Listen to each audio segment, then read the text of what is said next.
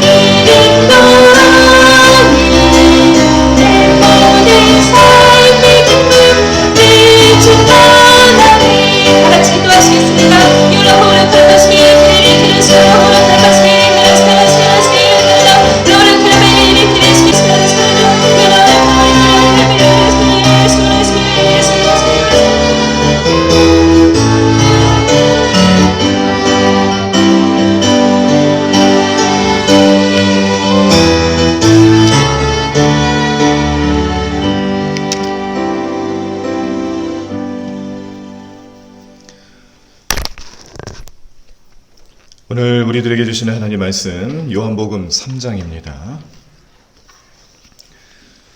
요한복음 3장 말씀을 교독하시면서 말씀 함께 보시겠습니다. 신약성경 145쪽에 나와 있습니다.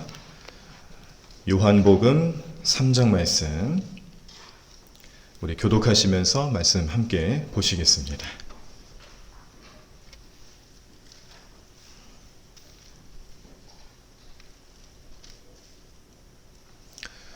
네, 다 찾으신 줄 알고 제가 먼저 1절 읽겠습니다. 그런데 바리새인 중에 니고데모라 하는 사람이 있으니 유대인의 지도자라.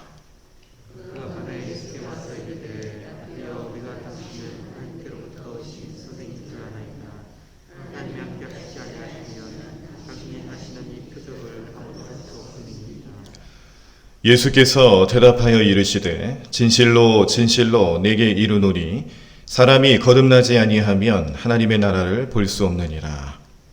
니고데모가 이르되 사람이 늙으면 어떻게 날 수 있사옵나이까? 두 번째 모태에 들어갔다가 날 수 있사옵나이까? 예수께서 대답하시되 진실로 진실로 내게 이르노니 사람이 물과 성령으로 나지 아니하면 하나님의 나라에 들어갈 수 없느니라. 육으로 난 것은 육이요 영으로 난 것은 영이니. 내가 네게 거듭나야 하겠다 하는 말을 놀랍게 여기지 말라. 사람이 위로 불매 내가 그 소리는 들어도 어디서 와서 어디로 가는지 알지 못하나니 성령으로 난 사람도 그러니라. 니고데모가 대답하여 이르되 어찌 그러한 일이 있을 수 있나이까? 예수께서 그에게 대답하여 이르시되 너는 이스라엘의 선생으로서 그가 하는 것들을 알지 못하는구나. 진실로 진실로 내게 이르노니 우리는 아는 것을 말하고 본 것을 증언하노라. 그러나 너희가 우리의 증언을 받지 아니하는도다. 내가 땅의 일을 말하여도 너희가 믿지 아니하거든 하물며 하늘의 일을 말하면 어떻게 믿겠느냐. 하늘에서 내려온 자 곧 인자 외에는 하늘에 올라간 자가 없느니라. 모태가 광야에서 백을 든 것같이 인자도 들려하리니. 이는 그를 믿는 자마다 영생을 얻게 하려 하심이니라. 하나님이 세상을 육처럼 사랑하사 생명을 주셨으니 이는 그를 믿는 자마다 멸망하지 않고 영생을 얻게 하려 하심이라. 하나님이 그 아들을 세상에 보내신 것은 세상을 심판하려 하심이 아니요 그로 말미암아 세상이 구원을 받게 하려 하심이라. 그를 믿는 자는 심판을 받지 아니하는 것이요 믿지 아니하는 자는 하나님의 독생자의 이름을 믿지 아니하므로 벌써 심판을 받는 것이니라. 그 정죄는 이것이니 곧 빛이 세상에 왔으되 사람들이 자기 행위가 악함으로 빛보다 어둠을 더 사랑한 것이니라. 악을 하는 자마다 빛을 미워하여 빛으로 오지 아니하니 이는 그 행위가 드러나리라. 진리를 따르는 자는 빛으로 오나니 이는 그 행위가 하나님 안에서 행한 것임을 나타내려 함이라 하시니라. 그의 예수께서 제자들과 이제 땅으로 가서 거기 함께 이거하시며 세례를 베푸시더라. 요한도 살렘 가까운 에논에서 세례를 베푸니 거기 물이 많음이라. 그러므로 사람들이 와서 세례를 받더라. 요한이 아직 거기에 갇히지 아니하였더라. 이에 요한의 제자 중에서 한 유대인과 더불어 정결 예식에 대하여 변론이 되었더니 그들이 요한에게 가서 이르되 라피어 선생님과 함께 요한과 저편에 있던 선생님이 주문하시더니까 세례를 베푸매 사람이 다 그에게로 가더이다. 요한이 대답하여 이르되 만일 하늘에서 주신 바 아니면 사람이 아무것도 받을 수 없느니라. 내가 말한 바 나는 그리스도가 아니요 그 앞에 보내심을 받은 자라고 하는 것을 증언할 자는 너희니라. 신부를 취하는 자는 신랑이나 서서 신랑의 음성을 듣는 친구가 크게 기뻐하나니 나는 이러한 기쁨으로 충만하였노라. 그는 후아이가 겠고 나는 세아의 아비라 하더라. 위로부터 오시는 이는 만물 위에 계시고 땅에서 난 이는 땅에 속하여 땅에 속한 것을 말하느니라. 하늘로부터 오시는 이는 만물 위에 계시나니 그가 친히 보고 들은 것을 증언하되 그의 증언을 받는 자는 없다. 그의 증언을 받는 자는 하나님이 참되시다는 것을 인쳤느니라. 하나님이 보내신 이는 하나님의 말씀을 하나니 이는 하나님의 성경을 한량없이 주시니라. 아버지께서 아들을 사랑하사 만물을 다 그의 손에 주셨으니 아들을 믿는 자에게는 영생이 있고 아들에게 순종하지 아니하는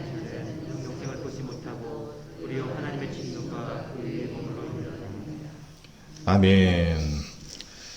오늘도 새벽 전화를 통해 오늘 하루를 말씀으로 시작하시는 우리 모든 성도님들의 삶에 성령님의 은혜와 또 인도하심과 또 하늘의 복된 삶이 온전히 우리 가운데 나타날 줄로 믿습니다. 특별히 오늘은 우리가 요한복음 3장 말씀을 보시면서 복음의 핵심을 오늘 또 말씀을 통해서 깨닫게 되는데요. 요한복음 3장 말씀은 니고데모라는 유대인이면서 또 바리새인인, 그러니까 그때 당시로 봤을 때는 이 최고의 엘리트이면서 또 율법에 대해 그 내용을 잘 알고 또 전문가인, 그런데 또 한편으로는 당시 상황으로 봤을 때는 이 바리새인 입장에서 혹은 또 유대인의 입장에서 예수님을 만난다는 것이 또 위험한 일이기도 했습니다. 왜냐하면 이미 그때 당시에 예수님을 이단으로 정죄하면서 예수님과 함께하거나 뭐 대화를 나누거나 만나거나 이런 것들이 그의 삶에 문제가 될 수 있는 상황이었거든요. 그럼에도 불구하고 니고데모가 예수님을 밤중에 찾아옵니다.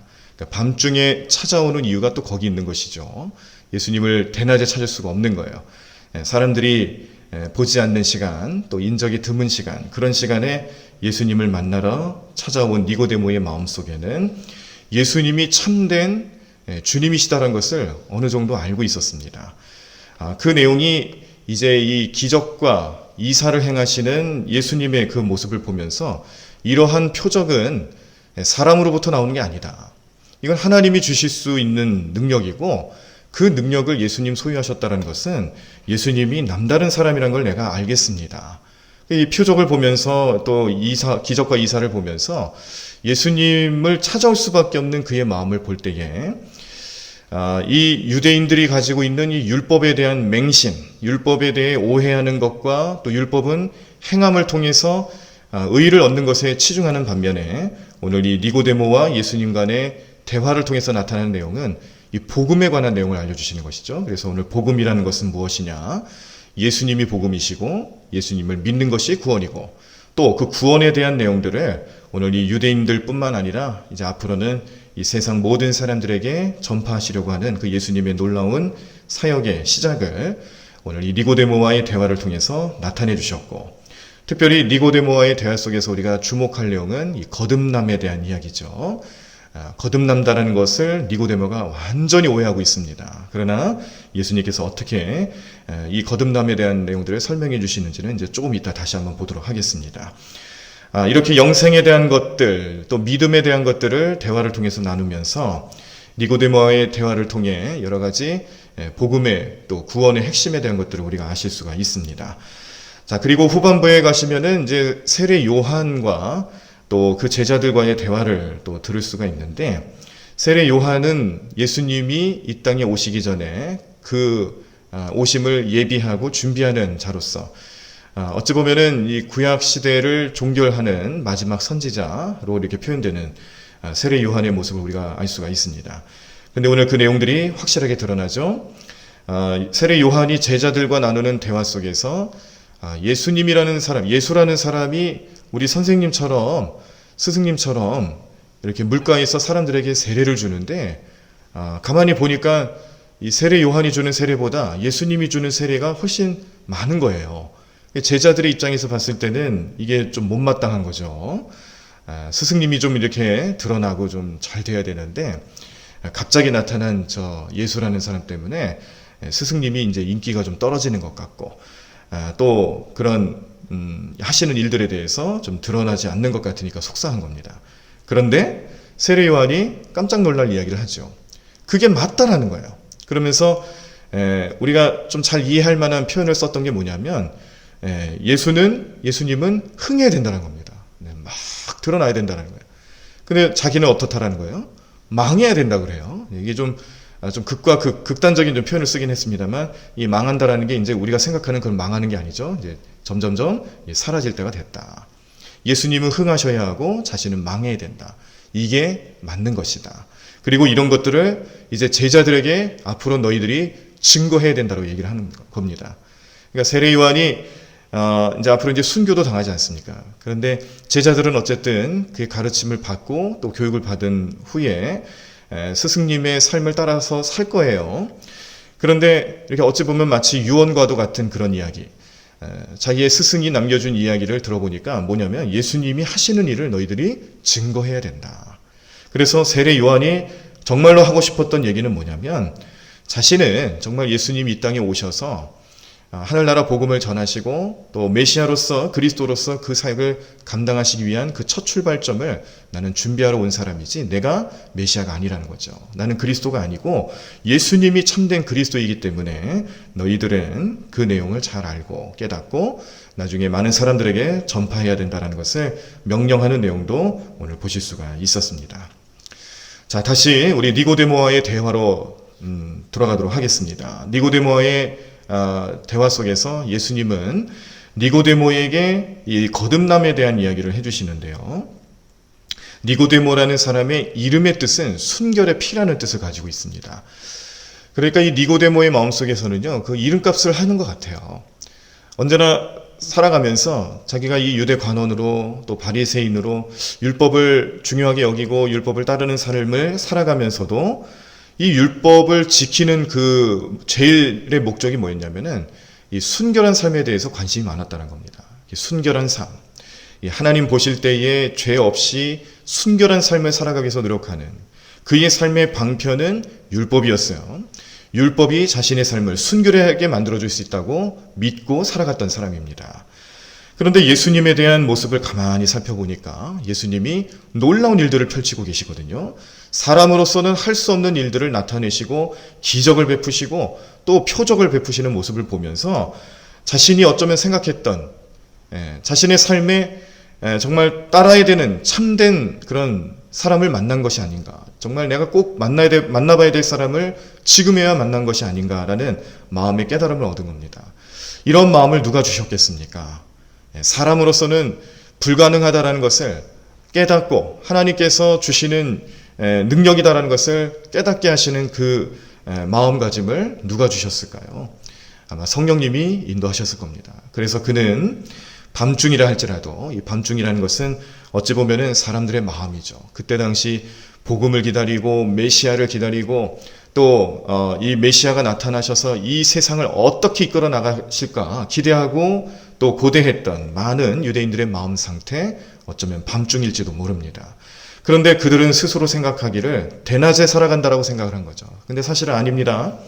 밤중이라는 것은 이 유대인들의 마음가짐과 영적인 상태를 뜻하는 것이기도 하지만 이 모든 사람들의 죄악된 현실을 말해주는 거기도 해요. 그래서 오늘 복음에 대해서 이야기를 할 때도 이 빛과 어둠에 대한 얘기도 나누시잖아요. 그래서 우리 마음이 어둠 가운데 처해 있는데 이 빛이 나타나셔서 우리 마음을 비추려 하는 겁니다. 근데 이제 어둠이 있을 때는 나의 더러움, 또 죄, 또 나의 부족한 이런 모든 것들, 그리고 또 영적인 상태가 얼마나 엉망진창이겠어요? 드러나지 않는 거죠. 왜냐하면 어둠이기 때문에 드러나지 않는 거예요. 그런데 그 자리에 작은 빛이라도 들어오면 다 보이게 돼 있습니다. 빛이 하나 우리 마음속에 들어와서 나의 어둠을 다 들춰낼 수도 있기 때문에 그러니까 사람들이 어떤 생각을 하냐면 빛이 오는 걸 싫어한다라는 거예요. 그냥 어둠으로 머물고 싶은 거예요. 근데 예수님이 이 땅에 세상에 빛으로 오셨습니다. 빛으로 오신 예수님이 우리의 모든 어둠을 다 드러낼 수밖에 없는 그런 현실을 바라보면서 사람들이 생각할 때는 예수님을 핍박할 수밖에 없는 것이고 멀리할 수밖에 없는 것이고 그 복음을 기뻐하지 않는 현상이 나타날 수밖에 없는 것을 우리는 이미 보신 바가 있습니다. 오늘 니고데모의 마음도 사실은 그런 거예요. 자신은 유대인으로서 율법을 잘 알고 또 율법을 통해서 정결한 삶을 살아간다고 생각했지만 마음에 성에 차지가 않는 거죠. 생각하면 생각할수록 묵상하면 묵상할수록 깨닫는 점이 있는데 온전치가 않다라는 거예요. 그래서 그의 마음속에 언제나 번뇌가 있고 부족함이 있고 또 참된 스승을 만나고 싶은 욕심이 있었을 텐데 예수님이 나타나신 겁니다. 그 예수님 만나고 예수님에 대한 이야기를 듣고 만나야겠다. 내가 참된 진리를 얻기 위해서 예수님을 오늘 꼭 만나야겠다. 그런데 현실이 도와주지 않는 겁니다. 자칫 잘못하다가는 자신의 위치가 좀 어려울 수도 있고 또 어려움을 당할 수 있는 그런 것들을 좀 피하기 위해서 대낮에 예수님 찾기보다는 밤중에 예수님을 만나러 가는데 예수님과 이렇게 만남을 가지면서 대화를 나누면서 예수님께서 니고데모에게 이 거듭남에 대한 주제를 던져주시면서 거듭남에 대한 비밀을 또 밝혀주시죠. 니고데모가 거듭남이라는 이야기를 들었을 때 그는 정말 엉뚱한 생각을 합니다. 거듭남, 사람이 한번 태어나면 그냥 그의 인생을 살아가는 건데, 거듭남이라는 의미는 니고데모에게 무슨 의미였냐면 다시금 내가 어머님 뱃속으로 들어가서 다시 태어나야 되는 겁니까? 이런 엉뚱한 대답을 하게 된 거죠. 그러니까 예수님이 그 니고데모의 엉뚱한 대답을 들으시고 책망을 하시죠. 믿음이 없다는 걸 금방 아신 거예요. 이 거듭남이라는 것은 그런 의미가 아니다. 이 거듭남이라는 것은 성령을 통해서 육신으로서는 할 수 없는, 육신으로서는 감당할 수 없는 일들을 성령을 통해서 할 수 있게끔 만들기 위해서 영적으로 다시 태어나는 것을 의미하는 것이다라고 설명을 해주시며, 이것이 그냥 되는 것이 아니고 성령 충만하여야 하고, 또 성령을 통해서 이미 죽음을 경험하고 있는 이 유대인들의 삶, 또 사람들의 이 영적인 삶을 새 생명을 얻게 하기 위해서 주시는 그런 거듭남이다라는 것을 깨닫게 하십니다. 그러면서 주시는 말씀이 하나님이 이 세상을 사랑하셨고, 사랑하시는 하나님께서 독생자를 보내주셨고, 그 독생자를 믿는 사람은 누구든지 멸망치 않고 영생을 얻게 될 것이다라는 말씀까지 주시면서 영생에 대한 비밀도 알려주시고요. 그 영생을 얻기 위해서 예수님을 믿어야 된다. 내가 지금 만나고 있는, 내 앞에 두고 대화를 나누고 있는 이 예수님이, 예수라는 사람이 하늘의 인자고, 또 이 예수를 믿는 사람들이 누구나 구원받을 수 있는 구원의 통로다라는 것을 깨닫게 하시는 말씀을 주시며, 율법이 사람을 구원시키는 것이 아니라, 율법이 사람을 순결하게 만드는 것이 아니라, 이 세상에 빛으로 오신 예수님, 참된 복음이신 예수님을 믿고 따를 때에 우리는 구원을 받을 수 있으며 또 세상의 빛을 경험할 수 있다는 것을 오늘 말씀해 주고 있습니다. 그러면서 또 주시는 말씀이 이제 니고데모에게 이러한 모든 것들을 이해시키기 위해서 이제 모세의 때에 있었던 일들을 오늘 또 다시 한번 얘기를 해주죠. 민수기 21장 말씀에 나오는 내용인데, 이 불뱀 사건입니다. 잘 아시죠? 백성들이 하나님께 불평불만하여 하나님의 진노를 샀을 때에 불뱀이 나타나서 백성들을 막 물어서 죽이기 시작합니다. 그 독성에 이기지 못하여서 막 죽어가는 사람들이 넘쳐나니까 모세가 하나님 앞에 또 중보하는 거예요. 모세의 역할은 항상 그런 역할이었잖아요. 백성들이 하나님 앞에 불순종하고 불평불만하고 하나님께서는 그들을 향해 심판하시고 진노하시고 또 그렇게 나타나셨을 때에 모세는 하나님과 백성들 사이에서 하나님께 간구하고요. 또 이 백성을 용서해 줄 것을 기도하면서 모세는 그냥 단순히 지도자로서 역할을 감당하는 게 아니라 이 백성들이, 정말 이스라엘 백성들이 가나안 땅에 들어갈 때까지 온전히 들어갈 수 있도록 어떻게 해서든지 그가 하나님 앞에 나아갔던 모습 우리는 잘 압니다. 심지어 자기의 생명까지도 내어 바치면서 하나님이 백성을 용서해 주시고 구원해 주시는 데 있어서 부족하다라면 내 이름을 생명책에서 지워달라고까지 얘기를 하면서 하나님 앞에 그렇게 중보했던 모세의 모습을 우리는 잘 아는데, 민수기 말씀을 보니까 또 나타나는 거예요. 백성들이 죽어나갑니다. 그랬더니 모세가 또 나타나서 하나님 앞에 간절히 구하죠. 하나님께서 그 기도에 응답을 하시고 살 방법을 알려주시는데, 장대의 꼭대기에다가 이 불뱀 형상, 노소로 만든 불뱀의 형상을 만들어서 올려라. 이게 뭐예요? 오늘 예수님의 사역으로 비춰보면 뭡니까? 나무에 달려 돌아가신, 십자가에 달려 돌아가신 예수님이잖아요. 그 예수님을 예표하고 있었던 거예요. 이미 예표하고 있는 겁니다. 근데 이 말씀을 예수님께서 인용을 하시는 거죠. 그래서 그때 당시에 이 놋뱀을 그냥 보기만 하면은 다 나았다라는 거예요. 참 신비한 일이죠. 어떤 약물을 주는 것도 아니고 무슨 치료제를 처방하는 것도 아니고요. 그냥 그 놋뱀을 보기만 하면 다 구원을 받을 수 있었는데 어땠다라는 거예요. 놋뱀을 보는 사람도 있었지만 보지 않은 사람도 있었다라는 거예요. 그냥 보기만 하면 되는데 안 봤다라는 거예요. 그래서 죽은 사람들도 있었다라는 것을 민수기에서는 분명히 증거하고 있습니다. 이 말씀이 오늘 예수님과 니고데모의 대화 속에서 나타나는 이유는 뭡니까? 사람들이 예수님을 지금 만나고 보고 있음에도 불구하고 보지 않는 사람도 있다라는 거예요. 믿음을 가질 수 있는다는 것이 어떤 비밀이 있느냐? 다 믿는다는 게 아니라는 것이죠. 믿을 수 있는 사람이 있고요. 믿지 못하는 사람도 있다라는 거예요. 그것이 어떻게 나타나는 것이겠는가? 성령님의 은혜라는 것이죠. 성령님이 역사하셔야 가능하다라는 사실이에요. 오늘 이 시대를 살아가는 우리의 삶도 마찬가지입니다. 우리가 그렇게 복음을 전하고 그렇게 말씀 전하고 살아가도 믿는 사람이 있는가 하면 믿지 않는 사람도 허다해요. 우리가 늘 입버릇처럼 얘기하는 게 뭡니까? 땅끝까지 복음 전한다라고 선교사 보내고 또 그 복음을 증거하기 위해서 얼마나 많은 노력들을 지금까지 해오고 있습니까? 그런데 어때요?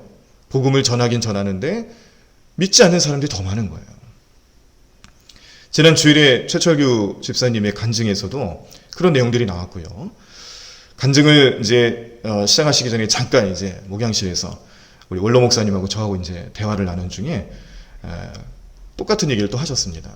이 철로 역정이라는 책을 이 만화로 쓰시는데 이게 6, 7년 걸리셨다고 그래요. 참 대단한 기간이죠. 엄청 오랫동안 하신 작업인데 나중에 이제 그의 몸에, 집사님의 몸에 이제 막 병이 생기고 또 손이 막 망가질 정도로 그렇게 어려움이 생기고 그런 과정을 겪으면서 깨달으신 것이 뭐냐면 만화를 그리면서 어떤 주제로 그렸냐면 인본주의로 그리고 있더라. 인본주의로. 이 철로 역정의 내용을 이 집사님이 이제 그 책을 존 번영이 책을 이제 뭐 다 읽고요. 뭐 여러 번역본들을 또 읽고요. 그러면서 이걸 어떻게 그림으로 만화로 승화시킬 수 있을까를 고민하면서 이제 써내려가는데 이 내용들 하나를 나중에 이제 다시 살펴보니까 인본주의로 그리고 있었다는 거예요. 그러니까 이 주인공이 이 천국을 향해서 나가는 과정 속에 어떤 어려움들을 만나고 어떤 관문을 지날 때에 그걸 마치 하나의 단계를 스스로 깨가면서 레벨업을 하면서 그러니까 레벨에 도달하면은 구원받는다라는 식으로 그렇게 만들었다는 거예요. 오늘날로 표현하면은 우리 아이들이 좋아하는 게임의 형식인 겁니다. 게임, 온라인 게임. 예, RPG라고 그러죠. 롤플레잉 게임이라고 하는 건데 이 게임의 중심이 뭐냐면 경험치를 쌓는 거예요. 경험치를 쌓으면 레벨이 올라갑니다. 레벨이 올라가면 자연스럽게 능력이 나타나요. 그리고 능력이 높으면은 존경받고요. 그리고 다른 게임 하는 사람들한테 거의 뭐 신으로 대접받는 그런 게 있어요. 근데 최철규 집사님이 이제 그런 식으로 표현하진 않았지만 제가 그렇게 이해를 했습니다. 이 철로 역정이라는 만화를 집필을 해가시면서 그런 식으로 썼다는 거죠. 거기에 인본주의가 드러났다는 걸 나중에 깨닫고 다 수정을 했다는 겁니다. 신본주의로 수정을 한 거예요. 하나님이 하셨기 때문에 그 어려움을 이길 수 있었다라는 표현을 쓰는 거예요. 그런 내용을 이제 간증하시면서 한번 말씀하셨는지 기억을 하시는지 모르겠습니다. 오늘 예수님 말씀하시는 거 그거예요. 니고데모가 착각하는 거 그거였어요. 율법은요, 유대인들에게 있어서 마치 그런 거예요. 내가 노력하고 스스로 깨달아서 내 능력으로 구원받는다. 이거예요. 근데 아닙니다. 예수님이 말씀하시는 핵심은 그게 아닙니다. 인본주의적인 생각을 다 버리라는 거죠. 율법에 나타나 있는 인본주의, 잘못된 해석들을 예수님 고쳐주시는 거예요. 사역기간 가운데 율법의 의미를 다시 한번 알려주신 게 왜 그러겠어요? 사람들이 이 율법의 내용들, 613가지나 되는 이 내용들을 다 지켜야 구원받는다. 이게 롤플레잉 게임과 무슨 차이가 있겠습니까? 오늘 우리 자녀들이 게임하는 내용과 무슨 차이가 있겠어요? 하나하나씩 다 지켜나가고 거기에 완성이 돼야 구원받는다. 이 구원의 내용을 그렇게 해석하는 것은 잘못된 거죠. 오늘 거듭남이라는 것 자체로부터 시작되는 이 복음의 진짜 이유, 복음의 핵심이라는 것은 결국 뭐냐면 하나님이 하셨다라는 거예요.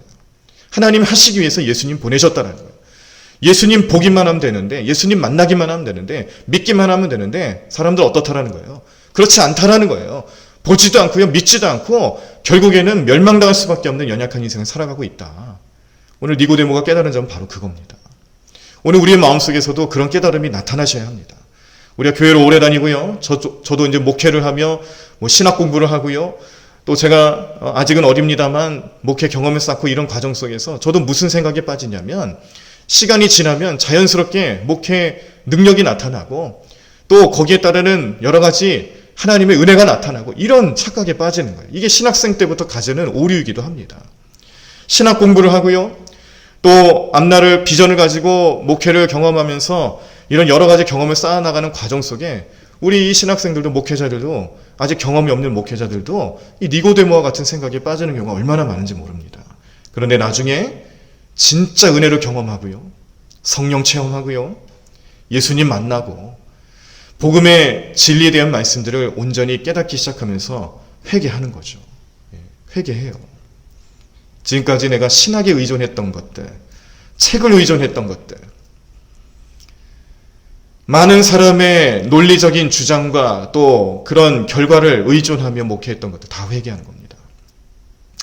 내가 진짜 하나님을 만나지 못한 것에 대해서 용서를 구하고, 예수님 바라보지 못했던 것에 대해서 용서를 구하고, 나도 저 이스라엘 백성들, 놋뱀을 바라보지 못하는 이스라엘 백성들과 무슨 차이가 있었는가 깨달음을 얻습니다. 니고데모가 예수님 만나고 거듭남에 대한 비밀을 깨닫는 것처럼 목회자들도, 어린 목회자들, 아직 경험이 없는 목회자들도 그 마음속에 그런 깨달음을 비로소 얻게 되는데, 이것도 은혜예요. 이런 깨달음을 얻지 못하는 목회자들도 많아요. 그러니 그 목회가 어떻겠습니까? 저는 참 감사한 게, 대광교회에서 이렇게 우리 원로 목사님을 만나 뵙고, 또 우리 성도님들, 또 장로님들, 우리 교회의 평신도 사역자들을 이렇게 만나 뵙게 된 게 참 감사해요. 제가 작년 10월에 왔습니다. 기억나십니까? 제가 작년 10월 첫째 주일에 인사를 드렸어요. 여기 용인으로 이사 온 거는 10월 1일입니다. 화요일이었습니다. 그래서 이사도 하고, 그때 우리 장로님들께서 이렇게 맛있는 빵도 좀 이렇게 손에 들고 오셔서 축하해 주시고 격려해 주시고, 우리 사모님과 남기자 사모님과 같이 오셔서 이렇게 이사 잘 하시라고 격려해 주시고 그랬던 기억이 납니다. 그게 10월 1일이었습니다. 그런데 이제 조금 있으면 10월 달이 옵니다. 제가 우리 이 대광교회 온 지 이제 1년이 돼가는 시점이 가까이 옵니다. 그러면서 제가 마음속에 계속 요즘 생각하는 게 뭐냐면, 참 감사하다라는 거예요.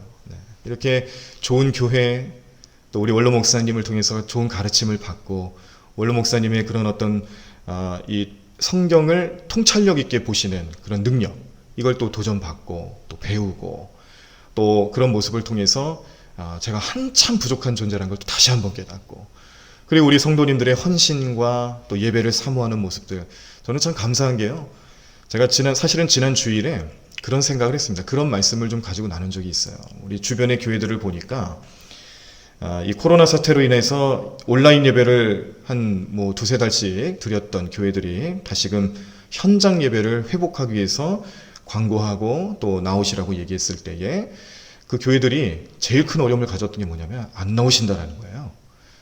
혹시 주변에 다른 교회는 어떤지 한번 알아보셔요. 제가 알고 있는 교회들은 다 그래요. 온라인 예배 드리고 나서 현장으로 안 오셔요. 그 이유가 뭐냐면 온라인 예배가 편하거든요. 온라인 예배를 드려도 예배를 드린 거거든요. 온라인 예배 드리면서 그동안 현장 예배를 드리기 위해서 했던 노력들을 굉장히 간소화가 된 겁니다. 그런 거에 너무 젖어 있는 거예요. 그래서 특히 이 모습에 좀 쉽게 빠져들 수 있는 사람들이 3040 세대들입니다. 여기 계시죠, 오늘도.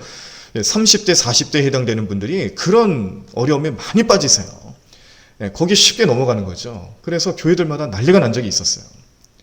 우리 교회도 그런 어려움이 없다라고 말은 못합니다. 그래서 이걸 주제로 해서 우리 교육자들이, 목회자들이 우리 앞서서 기도해야 됩니다. 그거를 이제 주제로 삼고 말씀을 주일날 나눈 적이 있습니다. 그리고 월요일에 이제 새벽기도 회복하겠습니다. 말씀을 드렸죠. 광고를 이제 우리 정식으로 이제 공식적으로는 광고하진 않았습니다만, 이렇게 우리 속장님들께서 메시지를 보내신다든지 아니면 주변 사람들을 통해서 이렇게 소식이 들어가셨을 거예요. 그런데 어제 많이들 나오셨어요. 오늘도 많이 나오셨어요. 새벽 재단을 제가 걱정했던 것보다 훨씬 많이 나오셨어요. 그러니까 제가 믿음이 얼마나 또 부족한 사람인가 또 깨달았어요. 항상 저는 그냥 성도님들한테는 믿음으로 바라보셔야 됩니다. 할 수 있습니다. 이런 얘기하면서도 제가 걱정하고 있는 거예요. 그런데 그건 정말 걱정이었을 뿐이었다는 걸 깨닫게 됐습니다. 성령님께서 인도하고 계시는구나. 성령님께서 우리 성도님들 마음을 붙잡고 계시는구나. 온라인 예배에 젖어 있다 할지라도 결단하는 마음을 주시는구나. 이런 마음들을 계속 보여주시는데요. 오늘도 이 자리에 오신 우리 성도님들을 바라보니까 저는 또 쓸데없는 걱정을 또 하고 있었구나 하는 걸 또 깨닫게 됩니다. 오늘 이런 일이 나타날 수밖에 없는 이유들을 오늘 예수님께서는 이렇게 정리를 하십니다. 하나님 은혜다. 믿으십니까? 지난번에 보셨던 요한복음 1장 말씀에서도 은혜 위에 은혜더라. 결국에는 은혜라는 거예요. 오늘 예수님 이 땅에 나타나셔서 십자가 지시고 우리의 모든 죄를 용서해 주시고 예수님 믿기만 하면 구원받는다는 것을 말씀해 주며 깨닫게 하시면서 증거하신 이유가 뭡니까? 하나님 은혜라는 거죠. 하나님 은혜가 있기 때문에 오늘 우리들의 삶이 있는 것이고 오늘 구원의 역사가 나타나는 것이고 교회가 세워지고요. 교회가 능력을 얻고요. 그 은혜 속에서 우리 대광교회도 하나님의 놀라운 은혜를 체험하고 그 은혜 속에서 하나님의 크신 사역을 감당할 수 있는 귀하고 복된 교회로 반드시 성장할 줄로 믿습니다. 이미 성장했죠. 근데 지금 이 코로나 문제로 인해서 어려움 당하고 있지만 잘 이길 줄로 믿습니다. 모든 걸 해결할 줄로 믿습니다. 왜요? 우리가 하는 게 아니기 때문에 그렇다는 거죠. 우리가 하려고 하면은 어려울 게 너무 많은 거예요. 어떻게 예배를 드려야 될까? 어떻게 성도들의 신앙들을 회복시켜 드릴 수 있을까? 그런 걱정거리들만 나타날 수밖에 없다는 것을 잘 압니다. 그런데 은혜를 바라보면 아니라 하나님께서 하실 것이다. 하나님께서 역사하실 것이고 성령님께서 이끌어 주실 것이다라는 믿음으로 나아갈 수 있는 줄로 믿습니다. 오늘 그 은혜를 또 깨달은 사람이 바로 세례 요한이에요. 세례 요한이 그 은혜를 알기 때문에 제자들에게 그런 얘기를 할 수 있는 겁니다. 내가 아니다. 나는 그리스도가 아니야. 제자들에게 말합니다. 너희들은 예수를 증거하는 사람이 되어야 된다. 그런 얘기를 할 수 있는 것도 세례 요한이 예수님 만나며 은혜를 알기 때문에 그렇다는 겁니다. 오늘 이 은혜에 대한 깨달음과 또 이 은혜가 복음으로 나타났다는 것과 복음을 통해서 오늘 이 시대에 오늘 이 삶을 살아가는 우리의 삶에도 그 복음의 놀라운 능력이 나타나고 있다는 것을 믿음으로 바라보실 수 있는 하루의 삶이 되기를 간절히 축원합니다.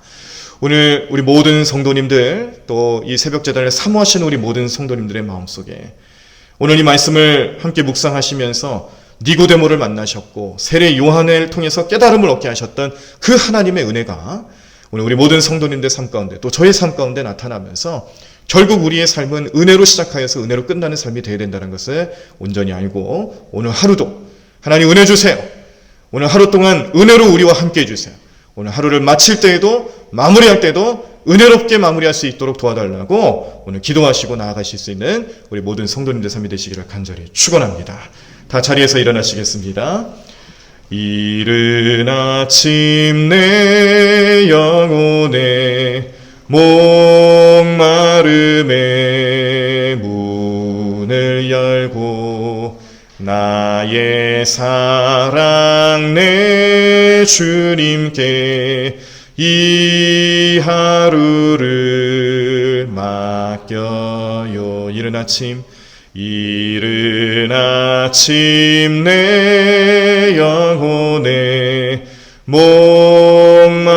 목마름에 문을 열고 나의 사랑 내 주님께 이 하루를 맡겨요. 오늘 함께 기도하실 때 말씀을 기억하시면서 하나님 오늘도 우리의 삶에 은혜를 깨닫고 은혜로 살아갈 수 있도록 성령님 도와달라고 기도하시기 바랍니다. 6시가 되면 우리 또 특별 새벽 기도회를 통해 우리 선교부가 주관하는 우리 특세 기간 삼고 있는데 우리 열심으로 다해 기도해 주시길 바라고요. 오늘 화요일입니다. 우리 전도하는 일에 또 힘쓸 수 있도록 우리 전도인들과 또 전도하는 사람들과 또 전도의 대상자들 우리 모든 사람들의 모든 삶의 현장에 하나님의 은혜가 나타나게 이끌어달라고 기도해 주시고요. 저를 위해서 또 원로 목사님과 사모님의 영육간의 강건함과 성령 충만함을 위해서 우리 재무부를 위해서 또 교사를 위해서 기도해 주시기를 바랍니다. 가지고 오신 기도 제목들도 우리 6시 반이 되면 또 자유롭게 기도하시면서 돌아가시도록 하겠습니다. 우리 함께 통성으로 기도하시겠습니다.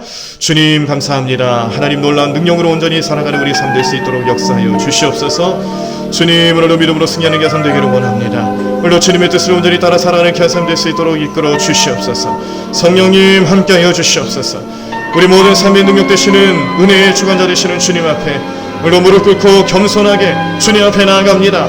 우리 모든 마음을 붙잡아 주시옵시고 능력의 손길로 함께하여 주시옵시고 오늘도 우리가 은혜로 살아가는 삶이 될 수 있도록 성령님 함께하여 주시옵소서. 오늘 말씀을 통해 깨달은 것들 복음이라는 것은 하나님 은혜입니다. 사람의 노력이 아니었습니다. 하나님 우리 마음속에 우리가 아직까지도 해결하지 못하고 있는 인본주의적인 신앙생활들을 다 청산하고 하나님 저 십자가에 다 내려놓고 신본주의적인 생각으로 주님을 온전히 우리 마음속에 모시고 주님이 하신다라는 믿음으로 살아갈 수 있는 우리 삶 될 수 있도록 역사하여 주시옵소서. 오늘 하루를 주님께 온전히 맡기며 나아가는 우리 모든 주의 백성들의 삶을 지켜주시옵시고 하나님 오늘도 능력의 손길로 함께 하시는 주님 하나 바라보며 나가는 귀한 삶 될 수 있도록 역사하여 주시옵소서. 하나님 이번 한 주간 주님께서 우리 모두의 삶에 이 새벽 제단에 주시는 놀라운 능력과 은혜가 넘쳐나게 될 줄로 믿습니다. 하나님 우리 마음속에 특별한 은혜를 주실 줄로 믿습니다. 주님을 사모하는 마음으로 나아간 우리 모든 주 백성들의 마음속에 놀라운 능력과 은혜를 쌓게 하는